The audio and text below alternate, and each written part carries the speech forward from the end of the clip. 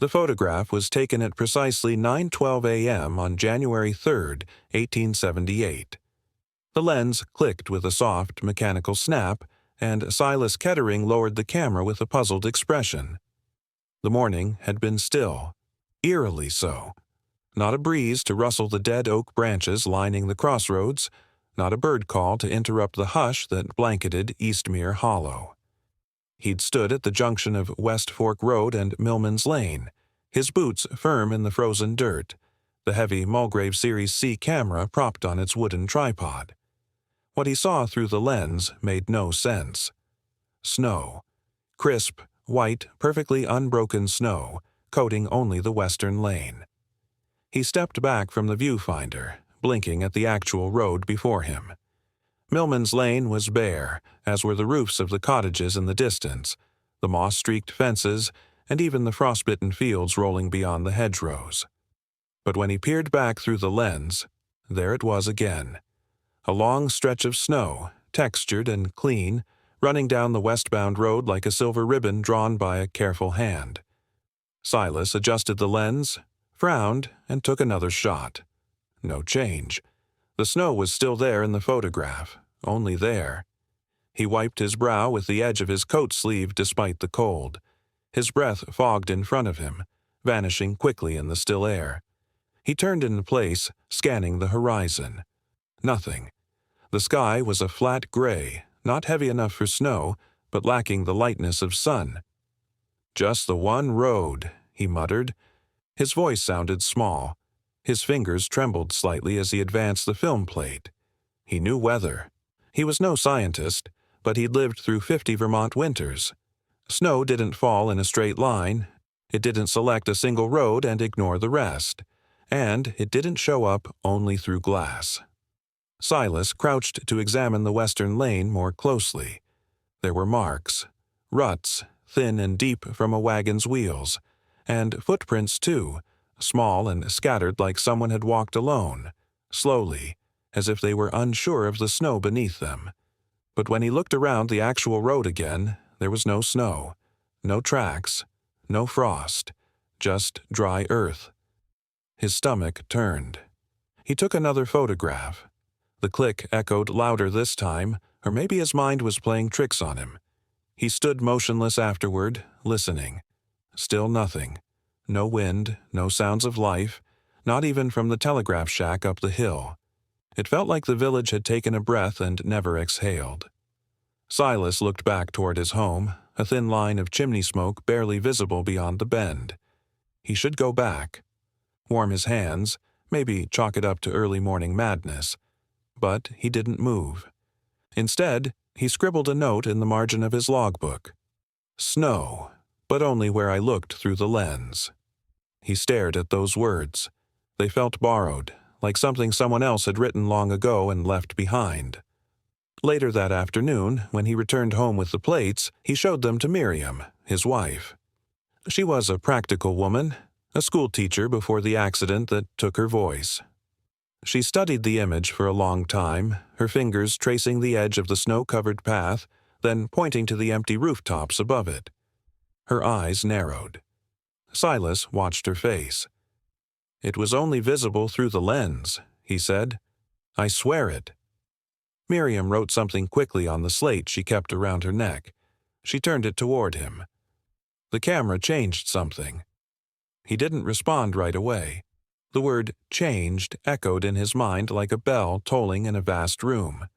That night he placed the Mulgrave camera in the trunk beneath the stairs, locking it with the brass latch usually reserved for his father's pistol. He didn't touch it again, but the thoughts didn't leave him. The image burned behind his eyes when he tried to sleep, the sharp edge where snow ended and mud began, too clean to be real, too unnatural to dismiss. And still, no one in the village reported any snow. Not a flake. Dr. Harn's weather log called it a flat, dry sky, and the telegraph operator noted clear wires all day. It wasn't until decades later, in 1921, when a geographer named Ellis Denton came across the photograph in a county archive, that the deeper mystery surfaced. He'd been cataloging early images of Vermont's rural settlements when he paused at the Eastmere Hollow exposure. At first, he too assumed it was a light leak or a broken emulsion strip. Then he noticed the absence of shadows. The snow, if it was snow, cast no shadow at all. No indentation, no slope, no depth. Denton examined the plate under controlled lighting for 3 days, comparing it with other photos from the same region and season. Nothing matched. He contacted the Vermont Meteorological Society. They found no record of snowfall anywhere near Eastmere on January 3rd, and no known optical process of the time could have faked the lighting so precisely. More troubling, the border of the snow was too sharp to be wind-blown. It looked drawn, like a shape cut from another world and placed gently over the road. Theories began to form, slowly, quietly, and with discomfort. Silas Kettering had died in 1896.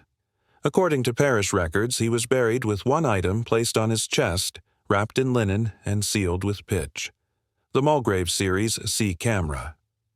They called it the road where weather stopped walking. The photograph had been sitting for decades inside a medical ledger, forgotten beneath layers of handwritten symptoms and fading ink. Dr. Willoughby Harn's fingers hesitated as they turned the brittle page, the spine of the book crackling in protest. He wasn't looking for a mystery. He was searching for a note on Mrs. Elkin's recurring fever when the plate slid out from between the January entries like a whisper. At first, he thought it a misplaced receipt, but when he turned it toward the lamplight, his breath caught. A still image, sharp, rectangular, matte silver, showed the West Fork crossroads of Eastmere Hollow. Yet something was unmistakably wrong. Only one road, the westernmost lane, was covered in snow. The others, northbound, eastward, the small footpath looping toward the rectory, remained completely bare. No frost, no meltwater, not even the faintest glimmer of ice on the fence rails or dry stone walls that lined the edge. Just the one lane, blanketed in crisp, undisturbed white. He placed the plate down slowly and reached for his diary. January 3rd, 1878. He read aloud his own notes, voice low and skeptical. Sky flat and pale. No snow, no wind, temperature steady, mud damp, tacky underfoot. Dr. Harn turned and opened the shutters behind him. Snow had fallen that morning, yes, but only a light dusting, and only hours after sunrise. But this photograph had been taken earlier, much earlier, and even that was wrong, because he'd been at the crossroads that very morning. He remembered it clearly. A young boy had slipped on the icy patch near the post box, his mother helping him up, scolding gently. But there had been no snow, just that biting, muddied cold that clung to wool boots and left the air tasting faintly of coal smoke. He ran a finger along the edge of the plate. Clean, untouched, no signs of tampering. Later that evening, as rain threatened and the telegraph wires sang in the wind, he visited the parish. Inside the foyer, Reverend Brackett flipped through the weather register, tapping the page. "See here, Willoughby," he murmured, pushing the journal forward. "Entry says, mud cold but dry. No snow until afternoon. And only flurries." They stood in silence for a long moment. "You think it's a misprint?" Brackett asked. Dr. Harn exhaled slowly. "It's not ink. It's an image. That's real snow, or it appears to be." The Reverend arched a brow. "Then someone faked it." Dr. Harn shook his head. No chemicals in 1878 could alter light like that. He returned home late, carrying the plate wrapped in cloth. That night he reviewed the photo again by lantern glow, inspecting every inch, the footprints that led into the snow, the subtle ridges made by a wagon wheel, the uneven pressure along the edge of the rut. These weren't painted. They had depth, texture, even shadow. Except the snow itself didn't cast one.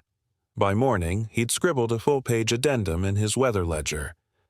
Observed photograph of West Fork taken by Silas Kettering. Presumed on January 3rd before 9 a.m. Phenomenon present. Snowfall on single western lane, not recorded in weather data. No precipitation observed that morning. Snow texture appears legitimate, yet exhibits no light distortion. Note: snow casts no shadow. He paused after that line, then underlined it twice. Silas Kettering was the town's postmaster, a soft-spoken man with a wiry beard and a passion for tinkering. He kept a Mulgrave Series C camera mounted on a tripod in his back shed and often developed his plates after supper while Miriam, his wife, steeped tea. 2 days later, Harn visited Silas personally. Silas greeted him at the door with his usual thin smile, then froze when he saw the wrapped plate in the doctor's hand. "I figured you'd come," Silas said quietly. Inside, they sat beside the stove while the snowless wind howled against the eaves. Dr. Harn placed the plate on the table. "This is from your log." "Plate 7? Silas nodded once. "You saw snow?" Harn asked, voice steady but low. Silas rubbed his temple. "No, but I saw it through the lens." The silence between them turned sharp, brittle like glass. "I thought I imagined it," Silas continued, "but when I looked through the viewfinder, the road wasn't bare. It was covered. Just that road. West Fork. You didn't check with your own eyes?" "I did," Silas said. His voice faltered. "Without the lens, it was dry dirt." Through the lens, it looked like the world had changed. Harn's knuckles tensed around his pen. "So you photographed a snowfall that only existed while you were looking through the lens?" Silas didn't answer. Instead, he stood and opened the top drawer of a narrow cabinet. Inside was a cloth-bound journal. Camera logs. He flipped to January 3rd.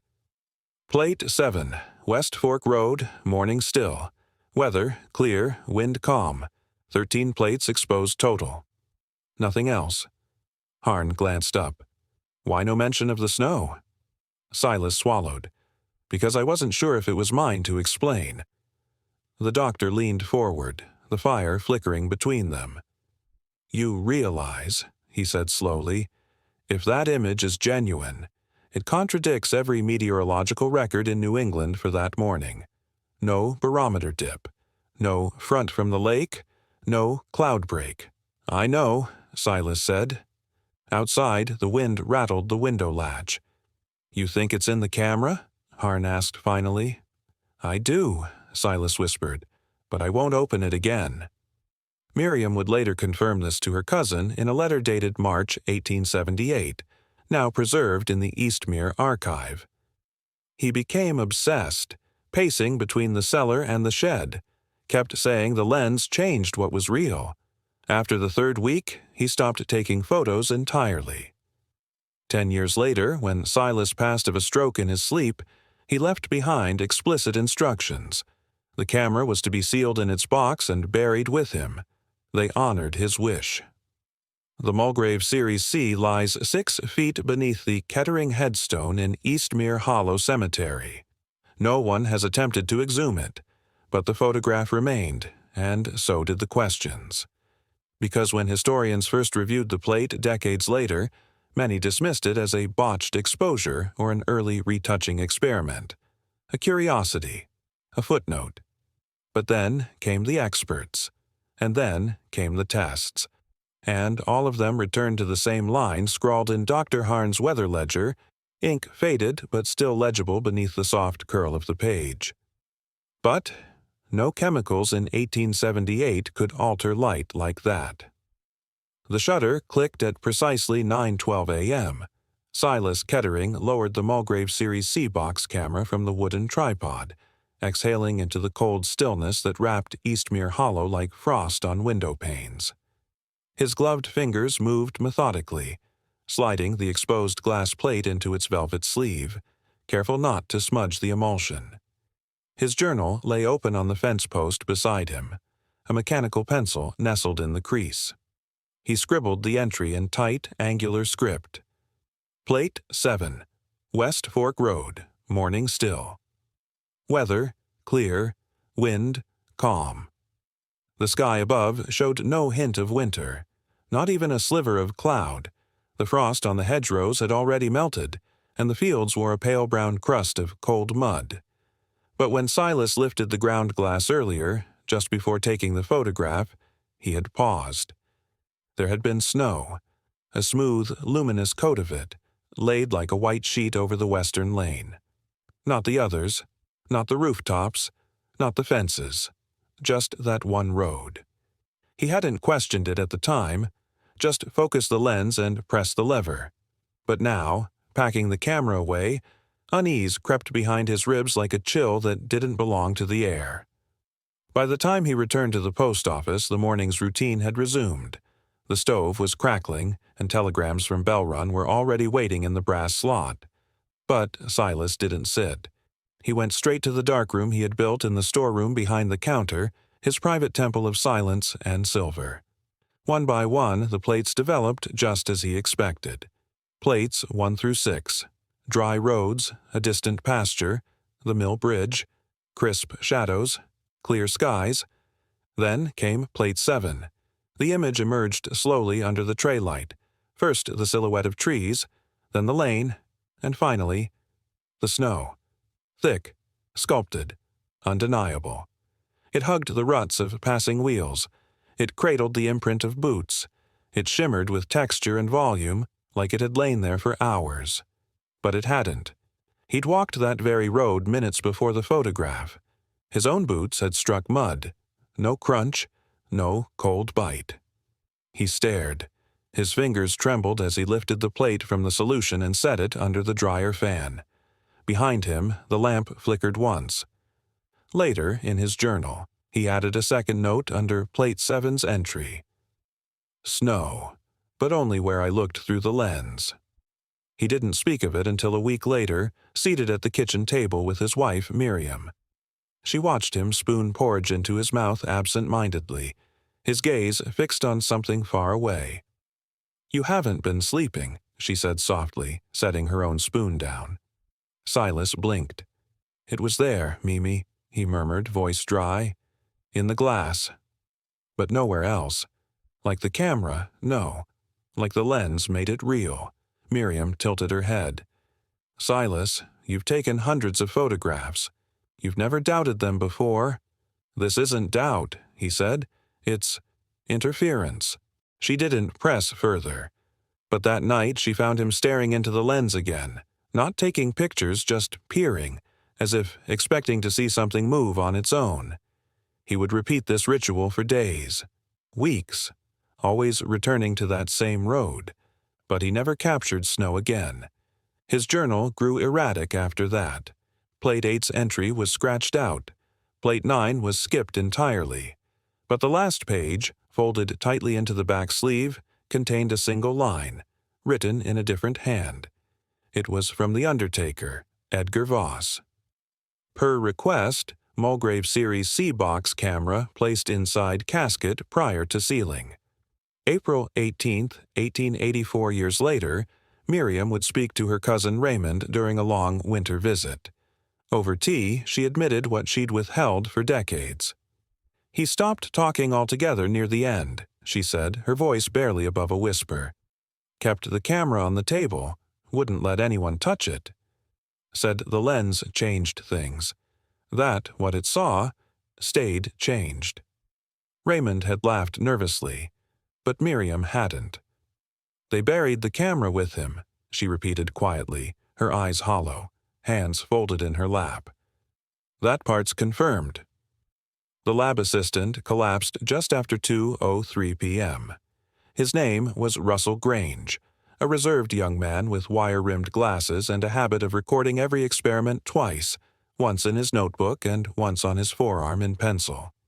He had been adjusting the contrast dials on the Eberline scope when it happened, one hand on the focus wheel, the other gripping the edge of the oak workstation. The moment the snow grains came into sharp relief, he let out a strangled gasp.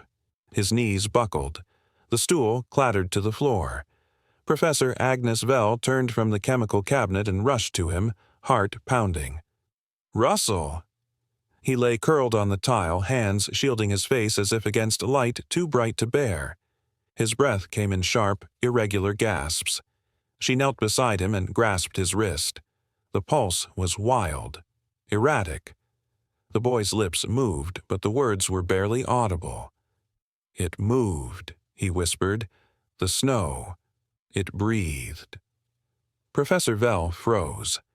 Outside, snow was beginning to fall in Greycourt for the first time that season, drifting gently across the stained glass windows of the Optical College's third-floor lab. Inside, however, the air remained cold and sterile, heavy with the smell of developer and the faint hum of voltage from the analytical equipment. She stood, turned sharply, and slammed the heavy safety latch on the contrast scope shut. The film plate beneath it, a fragile negative from 1878, encased in cellulose, was still secured in the viewing tray, its frost patterns gleaming with unnatural precision under magnification. It should have been inert, a photograph, nothing more. But Russell had seen something, or thought he had. She reached for the scope's main lens with gloved fingers and drew it back. The image had already begun to blur at the edges, not from focus, but from something else. A warping, as if the light refused to hold its shape. She whispered under her breath, "No bromide halo, no emulsion slip." She turned to the lab's inner shelf and retrieved the 1946 analysis report sent by the Harrington Museum. Curator Alfred Breen had been the first to catalog the plate that year, his notes dry and technical until the last paragraph. That was the part that stayed with her. He had described a resonance pattern within the crystal matrix inconsistent with natural precipitation. He also added something peculiar about the emulsion. The silver halides form no drift. In snow exposures, that simply does not occur. Vell had dismissed it as an overreach from a meteorologist dabbling in chemistry. Until now. She picked up her Eberlein's contrast scope once more and peered again. The snow, just as before, was there, thick, crisp, ridged from cartwheel depressions. The footprints were clearer this time. Small, perhaps a child's. They led inward from the crossroads, fading into the center of the snow-coated western lane. But the rest of the image held no trace of winter. The fence rails were dry. The trees were bare but untouched. The buildings behind, stable, barn, schoolhouse, all free of snow, as if winter had skipped everything except that one road. Professor Vell took a step back.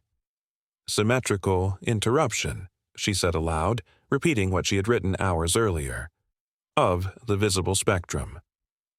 But only within that corridor she moved to the chemical bench and prepared a refractive spectral test, hoping to map residual light wavelengths off the emulsion. The results came in faint, almost reluctant, but they were consistent. The snow on the cellulose negative had a spectral bounce consistent with real-world snowpack density, but it was isolated. Every other element on the plate reflected normally, following expected index curves. Only the snow differed. Not faked, not altered. "I'm not looking at a photograph," she murmured, trembling. "I'm looking at something else." Behind her, Russell stirred from his prone position. His hands still trembled, and when he finally sat up, his voice was hoarse. "I saw the edge," he said. "It wasn't snow." It was. Breath, Professor Vell moved swiftly, placing a hand on his shoulder. "You need rest." He shook his head, eyes wide, haunted. "No, I mean it exhaled, like it was watching me." Through the lens. Later that evening, she filed a formal report to the Harrington Museum. Her findings were scientific in tone but laced with something more restrained, caution, perhaps even fear. The phrase she used was clinical but chilling.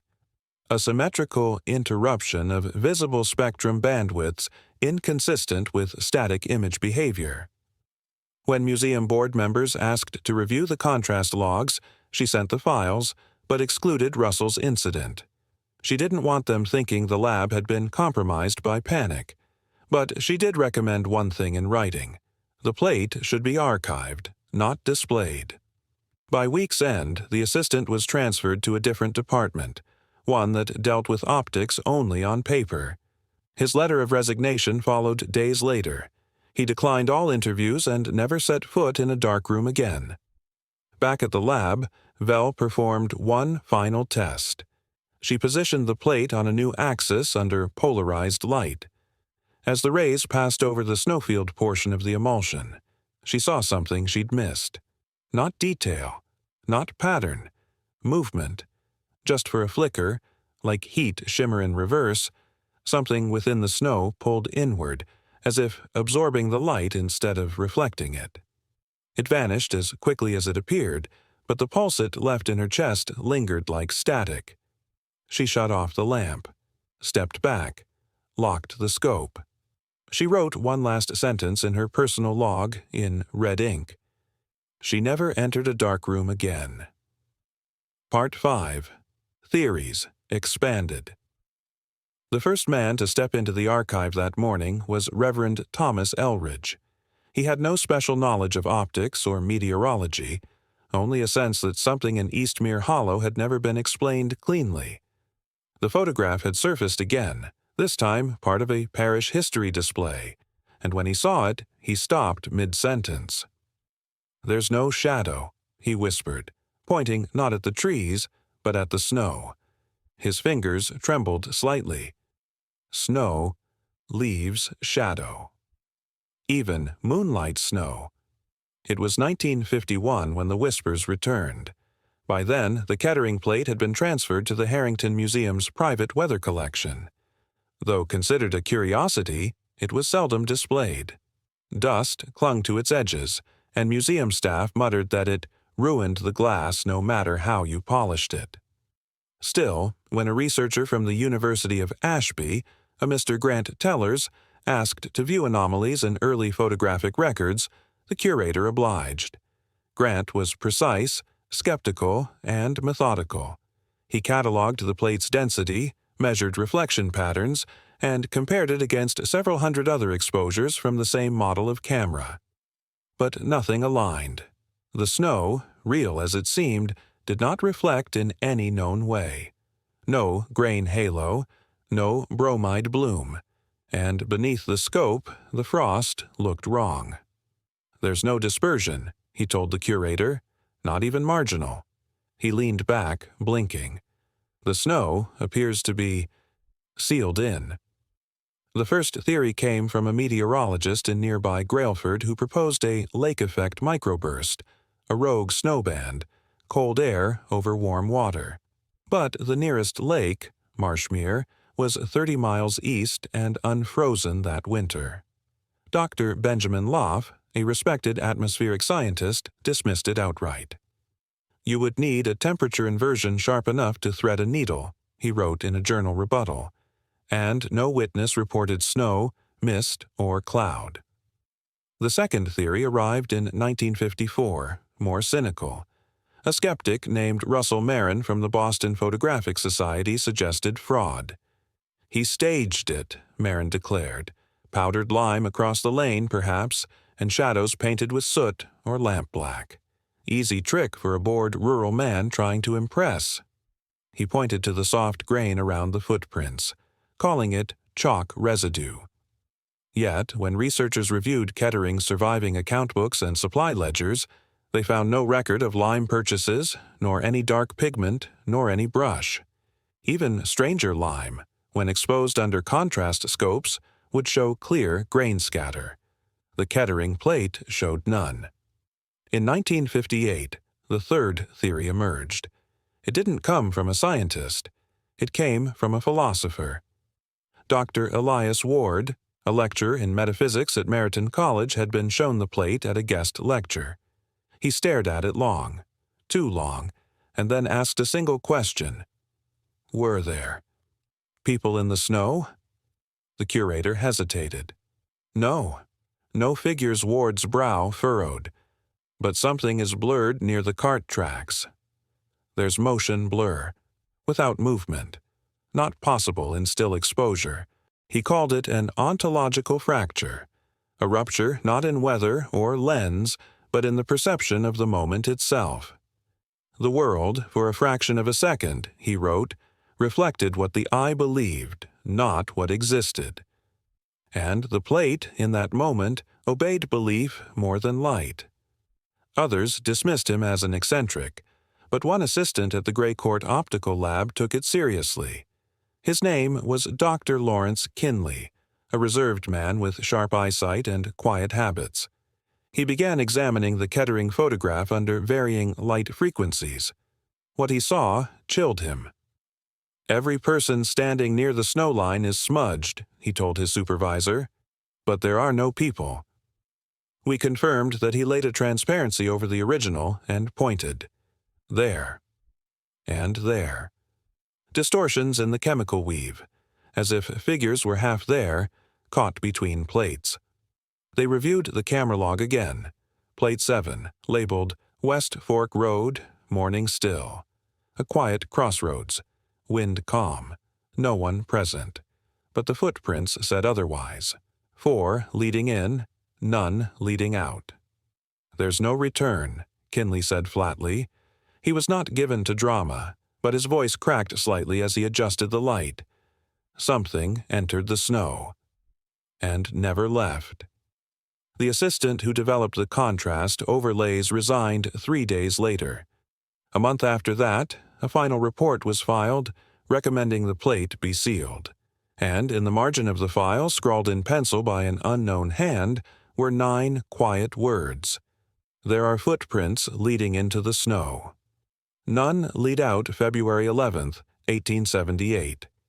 The frost hadn't lifted when Malcolm Harn tightened the strap of his satchel and stepped off the wagon. He moved alone through the twilight fog of Eastmere Hollow, the sky still dark as coal. He didn't bother with lanterns. He knew the crossroads by heart, had visited them dozens of times as a boy, clutching his uncle's coat as Dr. Willoughby Harn recorded wind patterns and sketch marks in his worn brown ledger. But now, 5 weeks after the original photograph had confounded every explanation, Malcolm had returned, not as a boy, but as a man with a mission. The Mulgrave Series C camera lay wrapped in a quilt at his side, its brass edges chilled from the journey. The same model, the same lens. His uncle had passed it down with a single instruction. "If you return, do so before the sun remembers to rise." Malcolm stopped at the center of the crossroads, where 4 roads met like a silent wound in the landscape. Only the western lane held his gaze, the road that had once, impossibly, been covered in snow when no snow had fallen. Now it was dry. Just gravel, ruts, and the stubborn memory of something that should not have been. He set the tripod carefully. No sound. Not even the crunch of gravel beneath his boots seemed to echo. It was the stillness that struck him first. No birds, no creak of branches. Even the breeze had vanished, as if the very air had decided not to witness what might come next. He unwrapped the camera, adjusted the dials, slid the glass plate into the housing with hands that had stopped trembling only moments ago. The cold crept up from the ground like a tide. He bent low to inspect the alignment. Then it happened. A stillness deeper than silence fell over the crossroads. The wind did not pick up. It was taken, snatched from the world, as if exhaled by something large and patient. Malcolm's breath froze mid-air, literally. He watched the vapor stop as if suspended, hanging like a pale thread between lips and lens. Then the temperature dropped. Not in degrees, not in steady change, but like a plummet off a cliff. One blink, just one, and the warmth fled his bones. His left boot snapped against the earth with a sharp crack. Frost had bloomed along the sole, crawling up the leather like ivy, but only the left. His right foot stood untouched. He tried to pull away. The boot wouldn't lift. A sickening, subtle weight had taken it. He reached for the shutter cable. Pulled. Nothing. The mechanism jammed. He tugged again, fingers stiffening. Then, snap. The shutter broke with a jolt and the plate inside trembled. Something inside the camera clicked, but it was not mechanical. It was soft, like the shifting of ice beneath skin. "Come on," he muttered, his voice sounding smaller than it should have. The camera tilted. He steadied it, barely, hands now shaking. And then he heard it. A slow, creaking sound. Not wood, not ice, something between them. From the western lane. He looked up. Nothing. Still dry. Still silent. But the lens fogged from within. Panicking now, Malcolm removed the plate, still undeveloped, and placed it in the protective sleeve. He turned, grabbed the satchel, and staggered away, dragging his frozen boot until the frost broke loose with a crunch. The wind returned like a slap. Birds screamed overhead. The trees groaned as if released from a held breath. He never saw what stood behind him for those final 3 seconds. Back in the barn darkroom, trembling and soaked in sweat, Malcolm tried to develop the plate. The tray hissed when the liquid touched it. Within moments, the glass cracked, then split down the middle. Steam rose from the developer. He stepped back, hands raised. The image never formed. In 1984, inside the Harrington Museum of Weather Phenomena, a mistake broke a silence that had lasted over a century. A museum intern named Calvin Rusk misfiled a delivery of sealed envelopes. One bore a wax-stamped note, "Not to display." He opened it. Inside lay the original 1878 plate taken by Silas Kettering, the image of the western road covered in inexplicable snow. Beneath it, a folded sheet, a hand-drawn map, 6 red-inked marks across Vermont, New Hampshire, and Maine, each labeled only with a date. No explanations. The archive director returned from lunch 20 minutes later to find Calvin sitting in silence beside the drawer, his skin pale, his knuckles white. "What did you see?" he asked. Calvin didn't speak for 2 days. The envelope was resealed, locked. That plate, Plate 7, West Fork Road, was never shown again. It remains to this day in a drawer labeled Room B, Harrington Archive. The map remains beside it, and the camera, buried with Kettering, has never been found. One road, one snowfall, one photograph that winter never explained. Disclaimer: this script is a work of fiction. Names, characters, places, institutions, and incidents are invented or used fictitiously. Any resemblance to real persons, living or dead, or actual events is purely coincidental, created solely for entertainment.